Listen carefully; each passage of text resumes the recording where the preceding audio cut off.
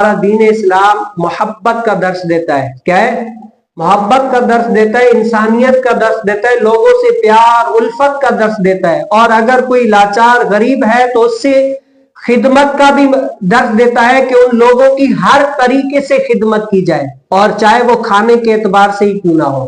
تو نبی کریم صلی اللہ علیہ وسلم نے کیا فرمایا؟ اگر کوئی بندہ کسی غریب کی خدمت کرتا ہے، نبی کریم صلی اللہ علیہ وسلم نا اصحاب صفا جو غریب صحابہ کرام تھے، حضور علیہ السلام اصحاب صفا جو غریب صحابہ کرام تھے ان کی کیا ہے؟ کفالت خود کیا کرتے تھے، ان کو کھانا پینا سب کچھ خود دیتے تھے. کیوں؟ غریب ہے، ان کی خدمت کیا کرتے تھے. تو حضور علیہ السلام نے فرمایا اگر کوئی غریب کھانا کھلاتا ہے اور اس کے پاس روٹیاں کم ہیں تو حضور علیہ السلام نے کیا فرمایا؟ اگر کسی کے پاس 2 روٹیاں ہیں نا تو وہ 3 کے لیے کافی ہے. اگر کسی کے پاس 3 روٹیاں ہیں تو وہ 4 کے لیے کافی ہے. اور اگر کسی کے پاس 4 روٹی ہے تو وہ 5 کے لیے کافی ہے. اور اگر کسی کے پاس 5 ہے تو 6 کے لیے کافی ہے. حضور علیہ السلام نے کیا ہے؟ یہ حدیث مبارکہ فرمائی. تو حضرت سیدنا صدیق اکبر رضی اللہ تعالیٰ کیا ہے؟ 3 مہمانوں کو اپنے گھر لے کر گئے. اور پھر نبی کریم صلی اللہ علیہ وسلم کتنے 10 مہمانوں کو گھر لے کر گئے.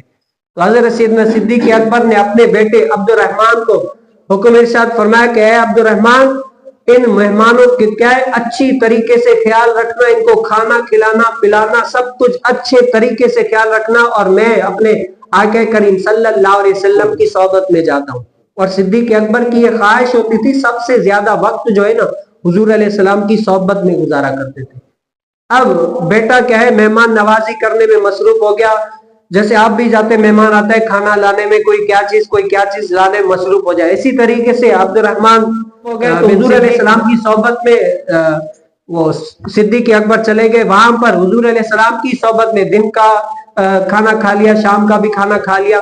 تو جب گھر آئے نا دیکھا کہ ابھی تک آپ کی گھر والی، محدثین نے فرمایا یہاں تو ام رومان نام ہے یا زینب نام ہے آپ کا. انہوں نے کہا کہ اے صدیق اکبر، آپ کے مہمانوں نے ابھی تک کھانا نہیں کھایا. تو آپ کے بیٹے عبد الرحمن کے چھپنے لگے، کہیں والد مجھے نہ ڈانٹ لے کہ آپ نے کھانا نہیں کھلایا کیوں. تو مہمانوں نے خود کہا تھا کہ جب تک صدیق اکبر نہیں آئیں گے تب تک ہم کھانا نہیں کھائیں گے. گویا کہ ہم کیا ہے؟ جس کے گھر مہمان آئے ہیں اس کے ساتھ بیٹھ کر کھانا کھائیں گے، ویسے کھانا نہیں کھائیں گے. تو صدیق اکبر نے فرمایا کہ میں حضور علیہ السلام کی صحبت سے ہو کر آیا ہوں، حضور علیہ السلام کے ساتھ کھانا کھایا، آپ کیا ہے کھا لیں، لیکن کہا کہ نہیں، جب تک آپ نہیں کھائیں گے تب تک میں کھانا نہیں کھاؤں گا. تو صدیق اکبر رضی اللہ تعالیٰ نے کیا کچھ لقمے کھا لیے اور پھر انہوں نے بھی کھایا. تو صدیق اکبر کیا فرماتے ہیں کہ جیسے ہم نے مہمانوں کو کھانا دیا تھا نا، جب کھا کے فارغ ہو گئے نا تو میں نے اپنی گھر والی ام رومان یا ام زینب سے پوچھا کہ اب کھانا زیادہ ہے یا پہلے زیادہ تھا. تو والدہ کیا فرماتی ہیں عبد الرحمن کی کہ اے صدیق اکبر، پہلے سے زیادہ کھانا اب موجود ہے. گویا کہ مہمانوں نے کھانا کھایا، اتنی برکت ہوئی کہ کھانے میں کشادگی آ گئی. یہاں سے کیا فرماتے ہیں کہ کوئی کھا کر خوش ہوتا ہے. کیا ہوتا ہے؟ کوئی کھانا کھا کر خوش ہوتا ہے اور کوئی کھانا کھلا کر خوش ہوتا ہے.